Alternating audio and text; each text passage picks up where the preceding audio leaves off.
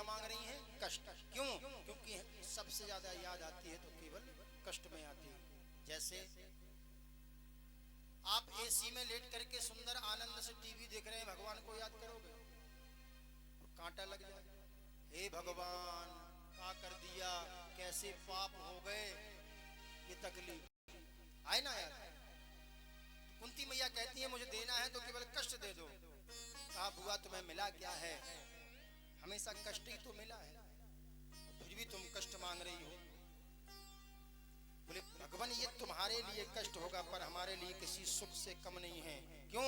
सुख के माथे सिल पड़े जो हरि हृदय से जाए, और बलिहारी व दुख की जो पल पल नाम जपाए। वो दुख बड़ा सुंदर, वो दुख जो है वो बहुत अच्छा है, कम से कम तुम्हारी याद दिलाता है। ये बात रामायण में जब हनुमान जी महाराज सीता जी का पता लगाने गए, लौट के आए तो राम जी ने पूछा हनुमान सीता बड़े कष्ट में हो? कहा महाराज कष्ट में होंगे? बोले हाँ। बोले आप समझ नहीं रहे हैं। बोले क्यों? बोले सीता मैया बड़ी प्रसन्न है। कैसे प्रसन्न है?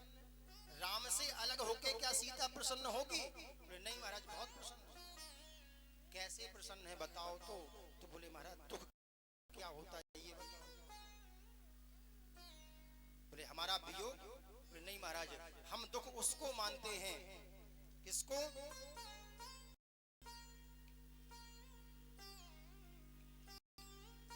के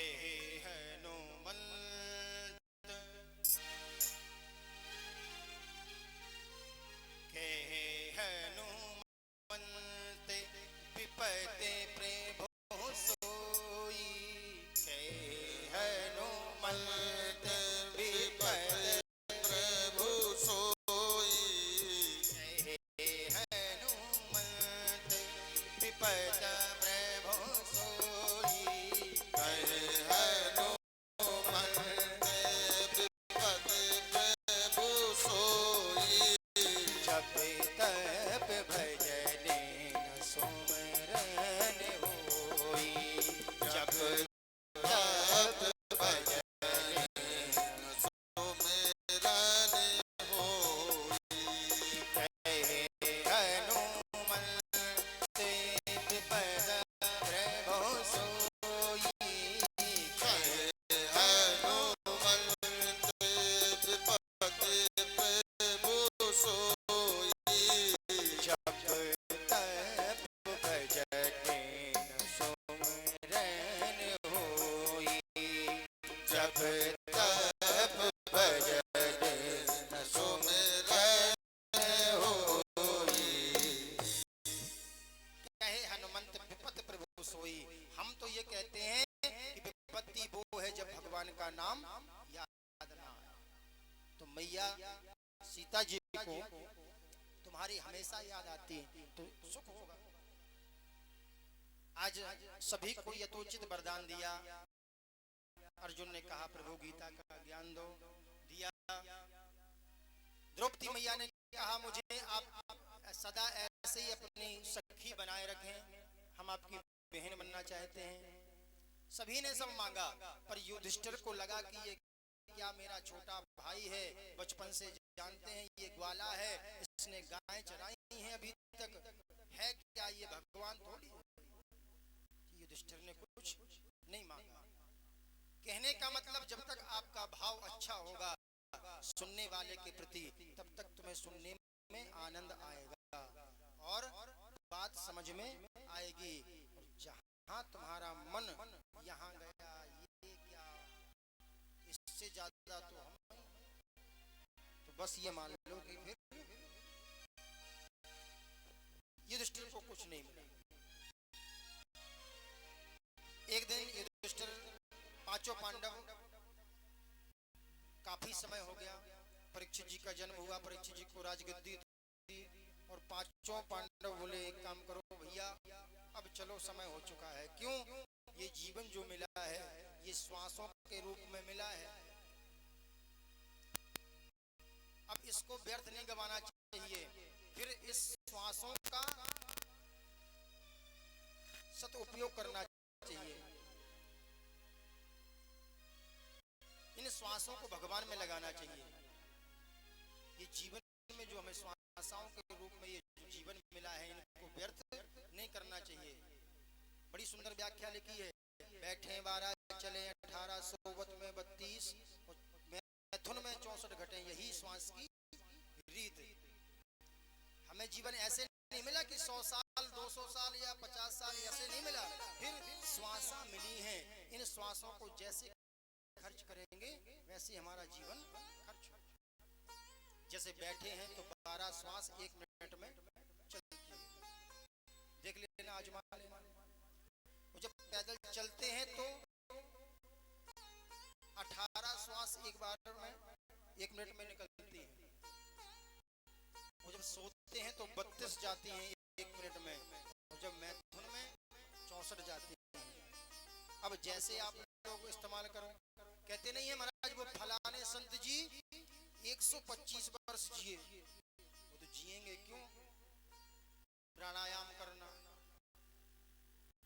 अन्य क्रियाएं करना, जैसे श्वासा को ले गए, रोक लिया, अंदर बैठे हैं, परमात्मा का भजन कर रहे हैं, अब घंटों निकल गए, श्वास ही नहीं छोड़ी, तो वो जो बचेंगे श्वासा कहाँ जाएंगे? जीवन में काम आएंगे?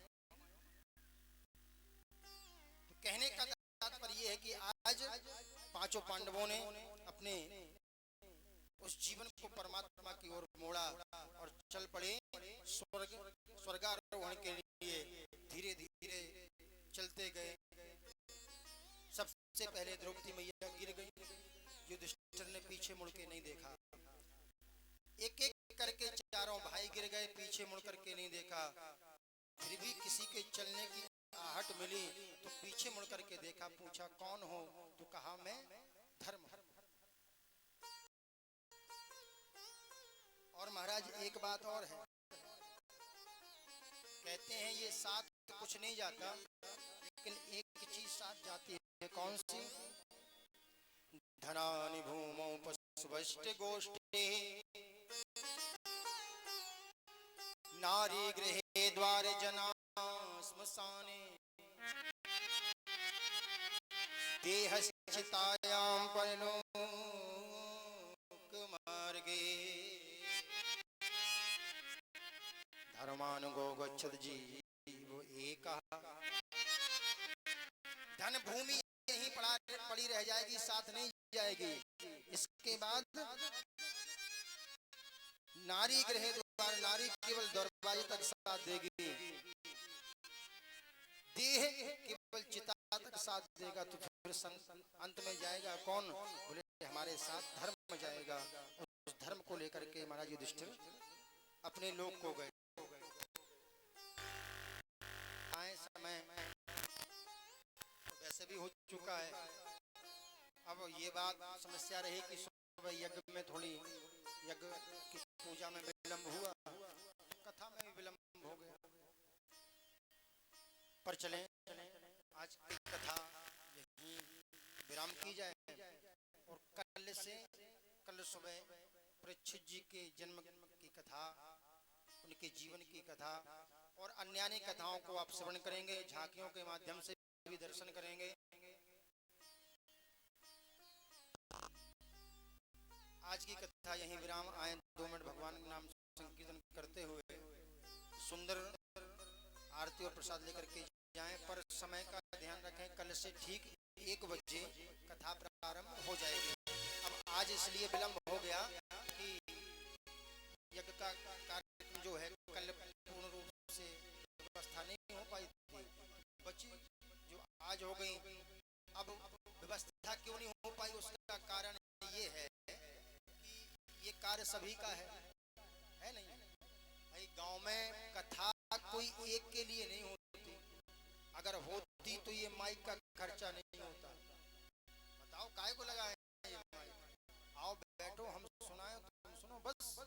पर ये कथा सबके लिए है और ये यज्ञ किसी एक के लिए नहीं होता। क्यों? इस यज्ञ का लाभ क्या है? बोले यज्ञ का जो धुआं जाता है वो हजारों टन हमें ऑक्सीजन बना के देता, जिसको हम श्वासा लेते हैं। ये लाभ। दूसरा लाभ, देवता प्रसन्न होते हैं हमारे गांव में, हमारे नगर में आधी व्याधियां नहीं आती, ये लाभ होता है। ये किसी एक के लिए नहीं है, सबके लिए है। तो इसमें बुलाया जाए या ना बुलाया जाए, देखो एक व्यक्ति सबको नहीं घर घर जाके नहीं बुला सकता, पर सहयोग सबको अपना अपना करना चाहिए। जरूरी नहीं है कि पैसे से सहयोग करो, कहते नहीं है धन से सहयोग करो, और नहीं है तो तन से करो, और नहीं है तो फिर मन से करो। तीन सहयोग हो, धर्म अपने आप होता रहता है। तो अगर धन से नहीं है सहयोग तो मन से कर दो, तन से कर दो। तो आप सभी का सहयोग जो चल रहा है ऐसी बना रहे। सुंदर ये यज्ञ और सुंदर कथा का आप लोग लाभ लें। आए भगवान नाम संकीर्तन, इसके बाद आरती।